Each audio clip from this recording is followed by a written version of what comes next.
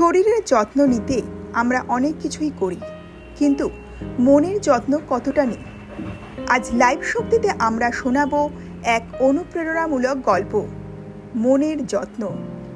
এই ভিডিওটি যদি আপনাদের ভালো লেগে থাকে তাহলে একটি লাইক করবেন আর সাবস্ক্রাইব করবেন এবং মনের স্বাস্থ্য নিয়ে আরও গল্প পেতে বেল আইকনটি প্রেস করে রাখবেন।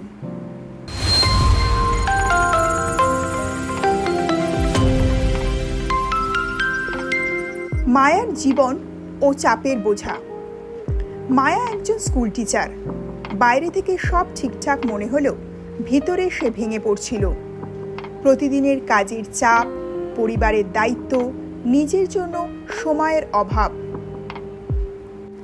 আমাদের মনও শরীরের মতো বিশ্রাম আর যত্ন চায়। মানসিক স্বাস্থ্যের সংকেত: রাতে ঘুম না আসা, অকারণ দুশ্চিন্তা, হঠাৎ রেগে যাওয়া বা কান্না পেয়ে যাওয়া। ডাক্তার বলেন, শুধু শরীর নয়, মনেরও চিকিৎসার দরকার। নিজেকে ভালোবাসা শুরু করো। সেলফ কেয়ারের শুরু। মায়া ছোট ছোট কিছু অভ্যাস তৈরি করল।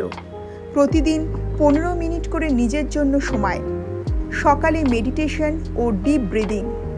নিজের অনুভূতি লিখে রাখা। প্রিয় শখের কাজে সময় দেওয়া।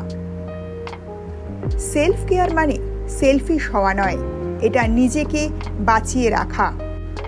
পরিবর্তনের শক্তি। কয়েক মাস পর মায়া আগের চেয়ে শান্ত ও আনন্দিত। কাজের প্রতি মনোযোগ বাড়ল, সম্পর্ক আরও সুন্দর হলো। সে বুঝল মনের যত্নই আসল শক্তি। দর্শকদের জন্য মেন্টাল হেলথ টিপস। প্রতিদিন অন্তত 10 মিনিট নিজের সাথে সময় কাটান। যে বিষয়গুলি কৃতজ্ঞ বোধ করায় সেগুলো লিখে রাখুন। পর্যাপ্ত ঘুমন এবং শরীরকে বিশ্রাম দিন। সাহায্যের প্রয়োজন হলে কাউন্সিলর বা প্রিয়জনের সাথে কথা বলুন। নিজের অনুভূতিকে স্বীকার করুন, চেপে রাখবেন না। মনের যত্ন মানে জীবনের যত্ন। বন্ধুরা, আজকের গল্পটি তাহলে আপনাদের কেমন লাগলো? আপনি কি প্রতিদিন নিজের মনের যত্ন নেন? কমেন্টে আমাদের লিখে জানান। লাইভ শক্তি চ্যানেলটি সাবস্ক্রাইব করুন, কারণ এখানে প্রতিটি গল্পই আপনার মনের শক্তি বাড়াবে। মনের স্বাস্থ্যই জীবনের মূল ভিত্তি। আজ থেকেই নিজেকে ভালোবাসা শুরু করুন।